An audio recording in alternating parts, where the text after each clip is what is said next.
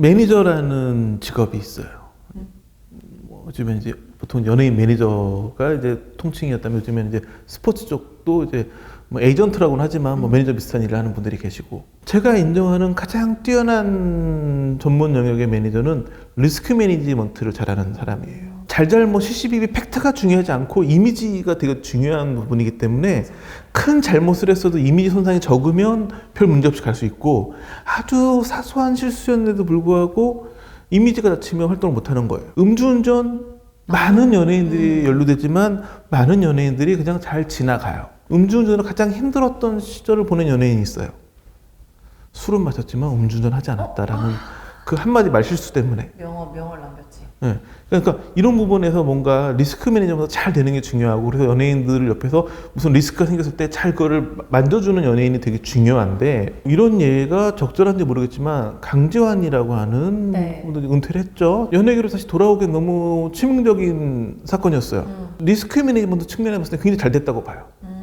본인이 최소 기억 안 나지만 뭐 피해자들이 그렇다고 하는 거 보니까 또 그냥 피해자도 아닌 본인과 오랜 기간 호흡을 맞췄던 스태프들이기 때문에 그 피해자들의 말을 믿고 무조건 사과한다.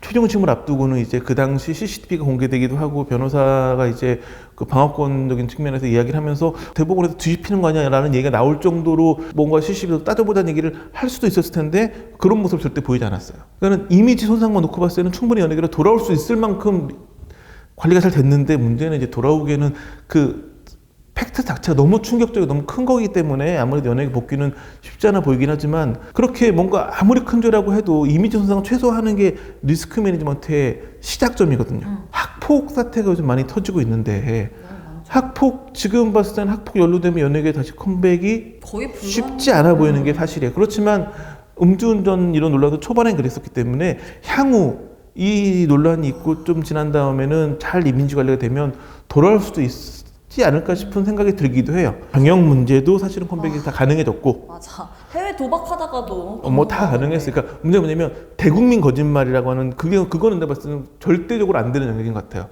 스티브 유 같은 경우에도 병역 문제가 아니라 대국민 거짓말 이런 부분이 논란이 된 거였기 때문에, 그쵸, 맞아요. 술을 마시지만 음주운전 하지 않았다는 것도 그 발언이 대국민 거짓말로 받아들여졌기 때문에 컴백이 어려웠던 거가 아니었나 싶은 생각이 드는데, 이제 이 학폭 논란도 소속사에서 얼마큼 리스크 매니지먼트를 잘해주느냐가 중요한 영역이고, 이런 연예계에서만 불거지는 학폭 논란이 스포츠계로 가면서, 난리죠 지금. 미안한 얘기지만 스포츠계에서는 리스크 매니지먼트라는 개념 자체가 없었던 걸로 보여져요. 그러니까 대응이 안 되는 거예요. 학폭 논란도 최근에 연예계에서 진달래씨 사안이 가장 그런 사안인데, 이제 진달래씨 소속사도 큰 회사가 아닌 걸로 보여지다 보니까 리스크 매니지먼트가 쉽지 않았던 게, 처음 사줬을 때부터 딱 사과를 하고 그냥 자진하 차 있으면 큰 문제가 없었을 텐데 처음에 부인했거든요.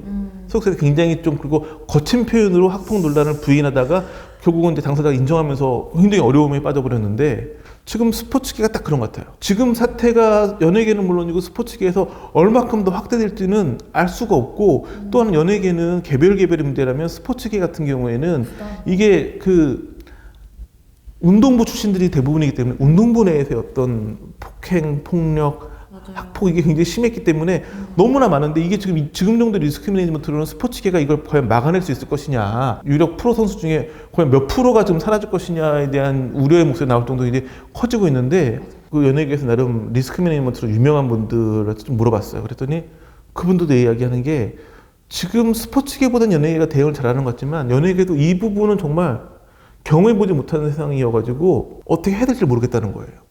지금 스포츠계는 징계를 어떻게 하느냐가 지금 굉장히 논란이거든요. 보통 한 5, 6년에서 10년 정도 전의 이야기들이에요. 맞아.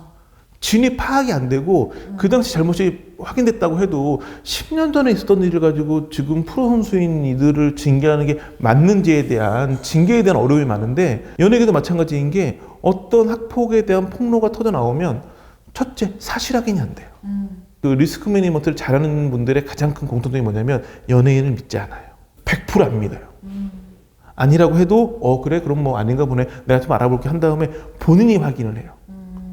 왜냐면 연예인들이 거짓말을 잘하기 때문이 아니라 누구나 그런 상황에 오면 그쵸. 본인의 의지와 무관하게 우선은 방어하고 싶은 마음에 거짓말하는 경우가 막, 그 인간의 본성이기 때문에 설득을 하죠. 야, 이 상황에서는 이렇게 하는 게 맞는 것 같으니 남 믿고 따라가 보자. 또 주도해가지고 가는 게 리스크 매니지먼트의 핵심인데 학폭은 그게 안 된다는 거예요.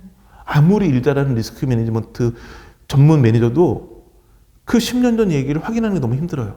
10년 전에 그 학교에 나온 사람 몇 명 접촉했는데 그들이 뭐 이 연예인과 친한 사람이면 그런 일 없었는데 그럼 오해받을 말은 있긴 했지만 그 정도는 아니에요. 얘기 그 말만 믿고 일을 진행하기도 힘든 상황이고 기획사들이 그래서 방안은 뭐냐면 학폭으로 가진 않는 거예요. 이 카테고리를 학폭으로 넣지 않고 루머로 가는 거예요. 허위사실 유포다.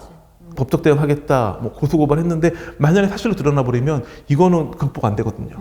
근데 지금은 이제 그 방법밖에 없고 더 이상 본인도 입증이 안 되고 회사 소속 연예인이 아니라고 하면 갈 수 있는 방법은 사실 허위사실 유포밖에 없기 때문에. 근데 지금 이렇게 스포츠나 연예계에서 막 터지는 학폭이 사실 과거부터 있었다면 지금 연습생들 중에서도 이런 가해자들이 있을 거라는 생각이 들어서 한간에서는 학폭보다 연폭이 더 문제가 될 것이다라는 얘기도 있어요. 그러니까 연습생들이 연습생을 생활하면서 거기서도 보면 이제 본인들도 알아요. 쟤 잘한다. 쟤는 곧 데뷔하겠다. 그쵸. 그런 친구들이 힘을 갖게 돼 있어. 또 하나는 작은 연예기획사 같은 경우에는 음반 작업하고 이럴 땐 투자를 받아야 되는데 그런 어려움이 있으면 좀 연습생들 중에 좀 부유한 집에서 투자를 하기도 하거든요. 같은 연습생이지만 굉장히 힘 있는 연습생들이 있고 그러다 보면 그런 관계에서 그 학교 폭력과 비슷한 또 대부분 연습생들이 초중고생들이기 때문에 어리지. 학교에서 벌어진 학폭이 학교를 이들이 많이 안 가고 연습생 생활 하다 보니까 여기서 그런 일이 벌어질 수 있기 때문에 지금 가장 큰 문제 중에 하나는 입증이 어렵다는 거예요. 나 안 했어 라고 얘기했을 때 폭로한 분이 이걸 입증하는 게 지금 할 수 있는 게 그거잖아요. 나 거짓말 아니야라고 얘기하는 게 졸업사진 정도예요. 같이 찍은 사진 정도고 같은 학교 나온 사람의 증언이기 때문에 일반인 그냥 누군가가 악성 댓글 다는 건 아니라는 부분은 인정되지만 정말 그 일이 있었는지는 명확하지 않으니까 사진으로는 확인할 수 없죠. 우선 법적으로 갔을 때는 공소시효가 아마 대부분 지났을 거예요. 왜냐면 그 폭행의 공소시효가 5년이기 때문에 사실은 입증할 수 있는 방법이 하나 있거든요. 학교 내에서 학폭이 있었다. 그러면은 학폭이 열린 정황이 있으면 인정이 돼요. 학폭이. 근데 이것도 정말 최근에 되게 활발하게 열리는 거거든요, 사실. 그리고 이게 있다고 해도 학생을 징계하는 게 사실 그렇게 학교 내에서 쉽지 않았거든요. 몇 년 전에 이제 일요신문 사회팀이 학폭으로 되게 유명했던 시절이 있었어요. 그 당시에 저희 팀에 굉장히 야생마 같은 기자가 한 명 있었고 이 친구 학폭 취재를 몇 개를 굉장히 끈기 있게 한 거예요. 그랬더니 사무실이면 하루에 몇 통씩 학폭 관련된 제보 전화가 와요. 학폭 관련된 취재를 많이 하고 제보 전화 저도 엄청 많이 받고 하면서 느낀 가장 우리는 학폭의 문제점이 그 학폭위에 있어요. 학폭위가 제대로 열리지 않아요. 학폭위가 피해자의 구제를 위해서 힘쓰는 사례를 제가 취재하면서 본 적이 없어요. 맞아요. 가해자들에게 면죄부를 주기 위한 용도로 열리는 경우가 굉장히 많았어요. 맞아요. 이런 학폭 논란이 사회적으로 가져올 수 있는 가장 큰 순기능은 이런 걸로 인해 가지고 현재 학교에서는 학폭이 벌어지지 않고 학폭이 많이 줄어드는 게 가장 좋은 순작용인데 가장 안 좋은 역작용은 학폭위만 조심하면 되는구나. 본인이 억울한 처지에 있는 연예인이나 스포츠 선수들 많을 거예요. 그렇다고 할지라도 학폭위를 근거 삼아가지고 학폭이 없다라는 얘기는 제발 하지 말아줬으면 굉장한 사회적인 역작용을 가져올 수 있고 지금 어딘가에서 학폭을 당하고 있는 피해 학생들을 궁지로 몰아넣는 부분이 되기 때문에 학폭에 관련된 언급은 하지 않아야 되는 게 이번 요즘에 물러진 학폭 논란에서 가장 중요한 부분이 바로 이런 학폭이 언급을 하지 않아야 된다는 포인트인 것 같아요. 문제는 올해 5월 달이에요. 초등학교, 중학교 때 가장 많이 썼던 싸이월드? 싸이월드. 싸이월드가 5월 달에 재개해요. 서비스를. 맞다. 괴소문처럼 들고 있는 게 데이터베이스가 많이 무너졌다라는 이야기가 있어요. 그래요? 그러니까 당시 내가 민요피에 해놨던 뭐 사진이나 이런 데이터베이스가 그대로 살아 있다면 민요피가 되살아났을 때 거기에 엄청나게 많은 학폭을 입증할 수 있는 증거들이 남아있을 수 있다. 학폭 가해자인데 지금 그걸 부인하고 있는 연예인들도 더 이상 방어가 불가능해질 수 있어요. 이 학폭 논란이 얼마나 커질지. 그래서 연예계에서는 5월 달이 굉장히 좀 두려운 시간이 되고 있는데 연예계에서는 그렇지만 정말 학폭을 당해서 너무 그 피해자들 입장에서는 민요피가 오픈돼가지고 자신의 피해를 지금처럼 내가 정말 피해를 당해서 너무 억울한 마음에 내가 이렇게 어려운 시절을 보냈어요 얘기했는데 또 거짓말하는 거잖아. 또 주작이니? 이런 얘기 듣게 된다면 입증해야죠. 입증할 수 있는 그런 자기가 억울함을 당한 걸 푸는 과정에서 민원피에 있는 데이터베이스가 활용되는 건 좋은 일이라고 생각을 해요. 그래서 학폭이 참 입증이 어렵고 입증이 돼도 처벌이 어려운 부분이 있는데 그런 부분에서 어찌 보면 5월달에 민원피 서비스 체계가 굉장히 결정적인 요소 되지 않을까. 그래서 네. 언론이 가장 해야 될 일이 많지 않을까. 언론에서 그런 팩트 시시비를 가리기 위해서 노력을 많이 해야 될 것 같은데 네. 그런 부분이 5월달 이후에 더 본격화될 것 같아서 지금은 어찌 보면 2021년을 뒤흔들 학폭 논란의 예고편 정도가 아닐까 싶은 부분이 좀 더 두렵기도 합니다.